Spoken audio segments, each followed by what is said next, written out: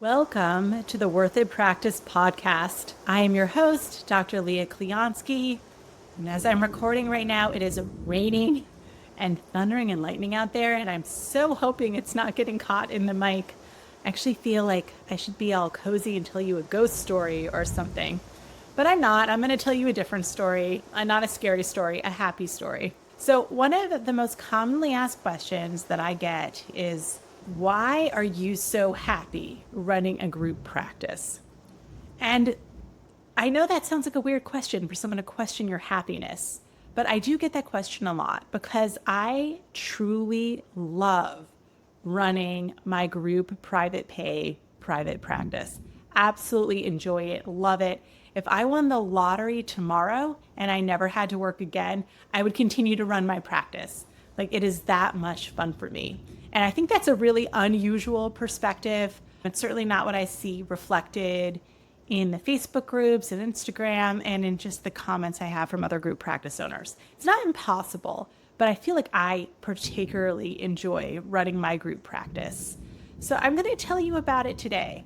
I'm going to tell you why I enjoy it, and I really think it's a mix of strategy and personality. And between those two things together, I've sort of found the thing I love doing, that I feel passionate about, that I can see myself doing for a long, long time. So I run a group private practice that is a 7-figure practice. And as of right now, this recording, I have 17 clinicians in that practice. Most of them are psychologists, and I am a licensed psychologist as well. And my practice is like exactly 9 years old. It just had a birthday. It was born in 2016. I started off as a solo practice. I've been taking private pay this entire time, with the exception of 2 EAPs that I negotiated until they hit my private pay rate. And then in 2017, I brought on one provider, kind of moved gradually for a while. And then within the past couple of years, it's just really taken off and been really exciting. So I'm going to talk you through it. I'm going to tell you the strategic decisions that I think have made this really, really fun for me. So one of the decisions that I think has made this wonderful for me is that I have never taken insurance. I've been private pay since the day that I opened, and that always worked because I've been very specialty niched in my training in areas that people want therapy. So I'm an expert in parent-child interaction therapy, published in PCIT. I was trained by the developer, and this is a treatment that really helps little kids with acting out behaviors. And parents really need this help. Like, it's extremely effective. Kids almost always get better, and I get to feel really good about it. So I know what I'm doing, and that comes across. And so I've always gotten a lot of referrals for that. And I also have always liked working with teenagers who are doing challenging things. And that's another area where people want a lot of help and support. So my practice has always been full. And as I brought on clinicians, I've made sure that they were really niched in these areas. So one of the great things about not accepting insurance is that I don't have to deal with insurance. I don't have any insurance-related stressors. I'm not afraid that they're not going to reimburse me.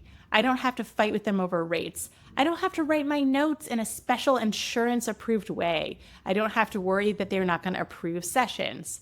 I don't have to worry that they're going to claw back some huge amount of money later on. I'm not on the phone with them, like feeling like crying. Like, I am just not dealing with them. I am dealing directly with my clients. And so not taking insurance saves you a lot of time and additional admin support. So that is fantastic. I love not taking insurance.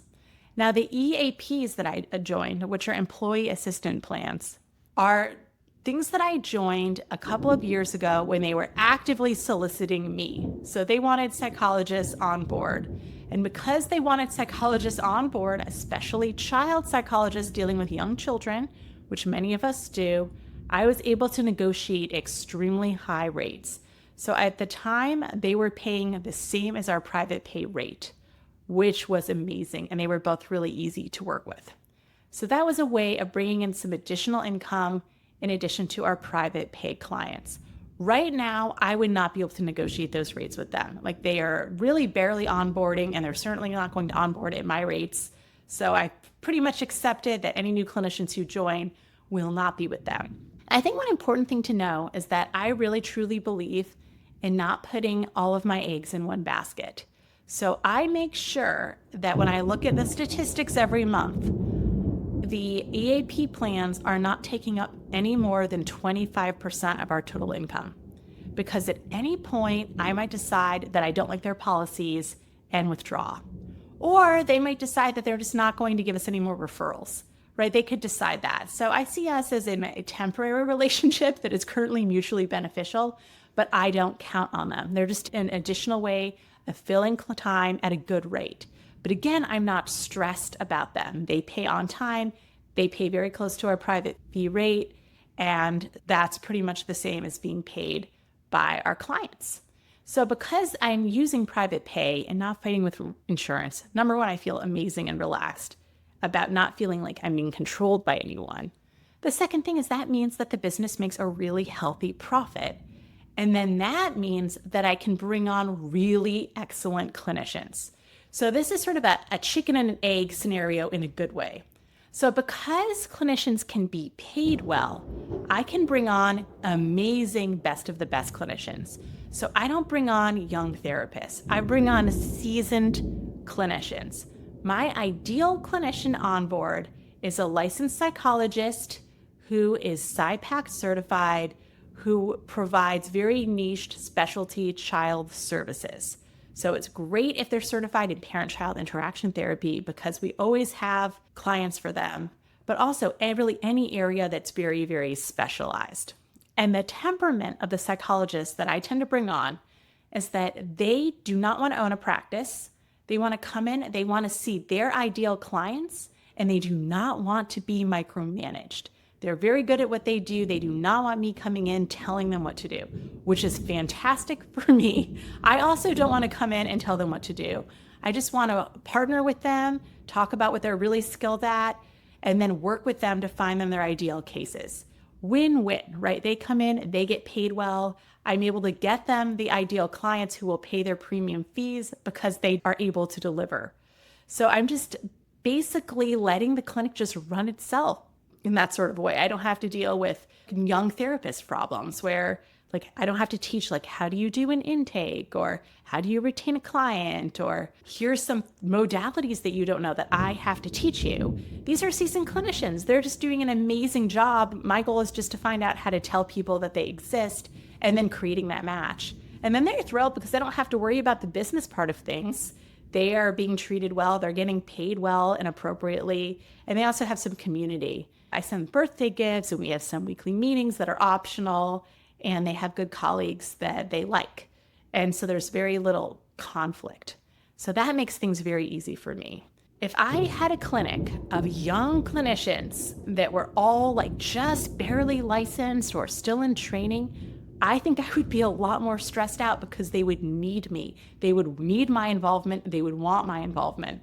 But I've picked clinicians who do not need or want my involvement unless they want my involvement, and then I can jump in and help them. But it's a lot more collaborative than it is me telling them what to do. So that makes us all feel really, really good, and it really helps the business in general. I do have a couple trainees, so there's one exception, and that's in our PCIT Experts Clinic. We do train younger clinicians and associates in parent-child interaction therapy specifically. However, I have a training director, so she's the one who really enjoys working with them, and they are excellent. They are doing a great job. They're providing excellent PCIT, but I don't have to worry about those day in, day out training challenges because someone else is doing that part for me. So if I didn't accept private pay, then I couldn't get these clinicians that are so amazing. And then if I couldn't get the clinicians that are so amazing, I don't think I could find people willing to pay our premium rates. So it's those two things together that are really working out. And both of those things are making the practice very easy for me to run. Very low drama, very high happiness. So I'm just basically talking with people about how we can work together with very little conflict. So that's one reason I think I'm extremely happy. And this was a strategic move. A lot of people bring on young clinicians into their practice. Again, I'm no shade on that, but I do think it is much more stressful than not doing that. I also, at this point, have found an amazing admin and leadership team. And that took a while. But when you have an amazing office manager who just sets up great systems and knows how to work with you and collaborate with you, I don't have to deal with all those annoying day-to-day things. So that's a process that took a little bit of time, but now that we've evened it out, is perfect. And so, we're constantly adjusting and constantly, figuring out like, are you overwhelmed? Are you happy? I hired him an assistant to take some of the things he didn't like off his plate, but we're really, really collaborative. So a lot of it too is that I've just found excellent team members. So I have great people working on our team who are all very happy with what they're doing. And then the business is running well, so their work stress is low. And so I think when things are just flowing like that, everybody feels good and everyone's performing kind of at their peak performance level. So those are some of the strategic decisions I've made that I think make this practice a pleasure to run. The other reason that I am extremely happy as a group practice owner is personality based. So I get really excited about the creative aspects of running a business. And again, this is where you're going to hear what an incredible nerd I am. But when I was in graduate school, I had a weirdly wonderful time setting up and running my dissertation. It was an RCT looking at whether the first phase of PCIT worked well with kids on the autism spectrum. It was the first RCT done like that. And so it was really exciting to plan. And I just enjoyed creating the systems. I enjoyed running the study. I enjoyed reviewing the results. I love this idea that I can be creative and create things and services that would not otherwise exist just because I decided it would be a good idea. Like, it's incredibly empowering, and then it's fun to run the experiments. So I love the business part of things that other people do not like. Like, I want to review the numbers. I hear about people, they don't want to look at their numbers. They don't want to know, their top of funnel, how many people are reaching out to the clinic. They don't want to look at the revenue. I want to look at that stuff a lot, mostly because I'm really fascinated by it. Like, what did we do, right? It's an experiment. Like, I had a hypothesis that if we use this sort of advertising strategy, we would have more people contacting the clinic. And then I get to see whether or not it worked. And if it worked, then I'm interested in why. And if it didn't work, of course, I'm a little disappointed, but I'm also interested in why. And then I get to tweak and adapt. So for me, it's incredibly intellectually stimulating to grow the practice and to keep learning things that I've never learned before. I'm constantly learning things. Right now, I'm learning AI, essentially. I'm learning marketing, I'm learning AI, and I'm learning it from other group practice owners. And also I'm learning from outside of the therapy world in business. Because I think sometimes we can get a little precious with ourselves, like, oh, these are therapy clinics, they're different than other businesses. And I don't think that's true. I think there's a lot of the broader business world that we can apply in private pay practices. And I want to learn what those things are so that I can use strategies that are most effective. And also I can have the fun of seeing if they work or not. So for me, work is intellectually stimulating and exciting, and I get to do the things that I enjoy the most. Like, I enjoy networking. I enjoy making new friends and hanging out with them and learning about them and their businesses. I enjoy podcasting, right? I've given myself the things that I already enjoy, and I'm pretty good at not taking on the tasks that I don't like. Everyone has to do things they don't like to do sometimes. But for example, I'm not doing lots of advertising over Instagram because that doesn't seem exciting to me. I don't see myself committing to that strategy. Or, I'm able to bring on people to do some of the tasks that I've taken on where I'm like, you know what, I actually need to stay the visionary in this place. I don't need to be writing all of the email copy all the time. So I'm always looking for places where I can get rid of some of the stuff that it doesn't really need to have my hands on it all of the time. And that's something I'm learning too. So I think if you have the personality of someone who loves running real life experiences and seeing what happens, then this kind of group private practice ownership can be great, especially if you have a strategy that is actually paying off and being effective for you. but you have to be someone who enjoys this. I'm not a gambler. Like, take me to Vegas. I'm not going to gamble anywhere. Like, I don't want to gamble. I don't want to play poker. Like, I do not enjoy gambling, but I will always bet on myself and on my business decisions because I have control there and I can try different things. And I always, always, always, always, always have a backup plan so that I'm never going to be in a situation that I can't get out of. And that kind of strategy is really fun for me. So yeah, that's why I'm having a really good time. It's not perfect every day. There are days where things are frustrating. They don't go how I want them to. I'm stuck doing the kinds of tasks I hate that are like small, detail-oriented sorts of things that are not my strength, or something will go wrong with someone sometimes. That's part of running a business. But if I honestly say, in the 9 years of running my practice as a solo clinician, all the way up until now, I have never, ever wished that I didn't start it. I've never, ever wished that I wasn't running it. I'm truly having an amazing time. Even in this economy, even in these situations, I'm having fun and I'm so happy doing what I'm doing.